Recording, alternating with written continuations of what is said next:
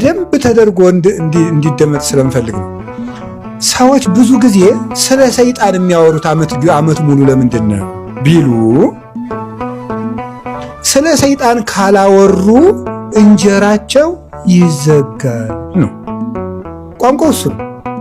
ስለ ሰይጣን ሲያወሩ የድግምትንትን የአይነ ጥላ የመተት የገርግር የመነዝንማ ስሙን ራሱ ራሄሏ የእንትኒቱ ደግሞ እንደውም ራሱ የእንትን ሁሉ ጋጋኔን ወጥቷል።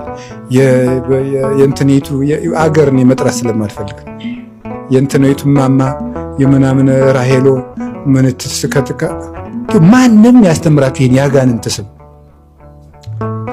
እነሱ ይሆናሉች። አጋንንት ማን ያስተምራል? የአጋንንት ስም በመጣፍ ተጥፎ አልተማርንም። በነቢያትም በሐዋርያትም የተነገረን አለ። እነ ሌጊዮን እነ ጋርድኤል እነ ሳጥናኤል የተነገሩ አሉ።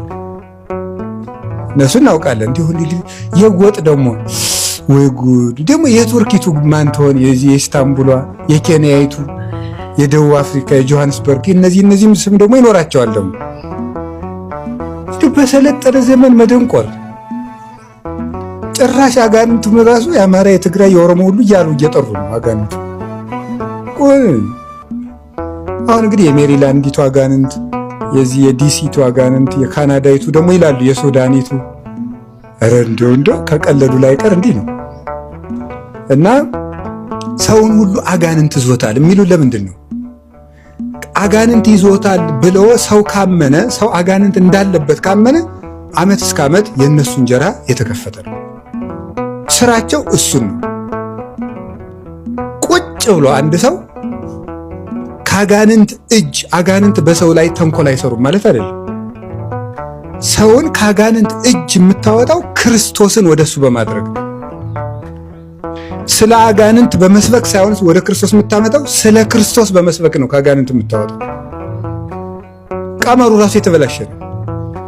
ንሕነሰ ንሰብክ ክርስቶስ ዘተሰቅለ፣ እኛ ግን የተሰቀለውን ክርስቶስን እንሰብካለን። ክርስቶስን ስንሰብክ ነው አጋንንት የሚጠፉት። አቡነ ተክለ ሃይማኖት ኢትዮጵያ ላይ እየዞሩ ለጣዖት አምላኪዎች ሲያስተምሩ ጋኔን ማለት እንዲህ ነው አይደለም ያሉ። ክርስቶስን ይይዛሉ፣ የአጋንንቱን ተንኮል አንድ ጊዜ ይገልጣሉ። በቃ ስለዚህ የቤተ ክርስቲያኒቱ አስተምሮ ጋኔን ተኮር ሳይሆን ክርስቶስ ተኮር ነው። የመጀመሪያው ስህተት እዚህ ላይ ነው የሚመጣው። የመጽሐፍ ቅዱስ አስተምህሮ ክርስቶስ ተኮር እንጂ ጋኔን ተኮር አይደለም፣ በፍጹም አይደለም። አረጋዊ መንፈሳዊም ሲናገር ጭንቀት የሚያበዙብህን አጋንንት ትተህ የሚረዱህን መላእክት አስብ ነው። ሰውን ቀኑን ሙሉ ስለ አጋንንት ብቻ እንዲያስበ እየደነገጠ አንዳንዱ ሰው ምን ይላል? በቃ ዛሬ ትንሽ ስግደት ስላጎደልኩ አጋንንቱ ሳይመቱኝ አይቀሩም እንዲህ።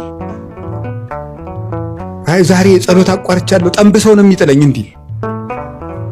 በክርስቶስ ላይ ልብ እንዳይኖረው እምነቱ እንዲላላ የሚያደርግ